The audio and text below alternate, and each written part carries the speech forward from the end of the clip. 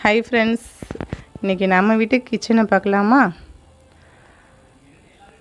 நம்ம கிச்சனில் இன்றைக்கி சமையல் நடக்கலை. ஏன் சமையல் நடக்கலை? இன்றைக்கி நம்ம எதுவும் செய்ய வேண்டாம், கடையில் வாங்கிடலான்னு சொல்லியாச்சு. அதனால் இன்றைக்கி சமையல் நடக்கலை. மழை பெஞ்சதுனால வீடு ஃபுல்லாக ஒழுக ஆரம்பிச்சிட்டு எங்கே பார்த்தாலும் குண்டான் சட்டின்னு வைக்கிற மாதிரி ஆயிடுச்சு சூழ்நிலை. இப்போ நம்ம என்ன கடையில் வாங்கி சாப்பிட்டோன்னு பார்க்குறீங்களா? என்னால் அதை வீடியோ எடுக்க முடியலை, சாரி.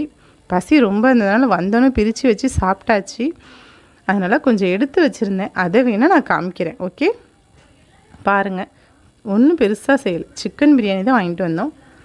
நாங்கள் எம்டி, பையனுக்கு மட்டும் சிக்கன் பிரியாணி, வடை, அவ்வளோதான். சிம்பிளாக வேலையை முடிச்சிட்டோம். மழை இன்றைக்கி பயங்கரமாக ஒரு அடித்து பேஞ்சிட்டு போயிடுச்சு.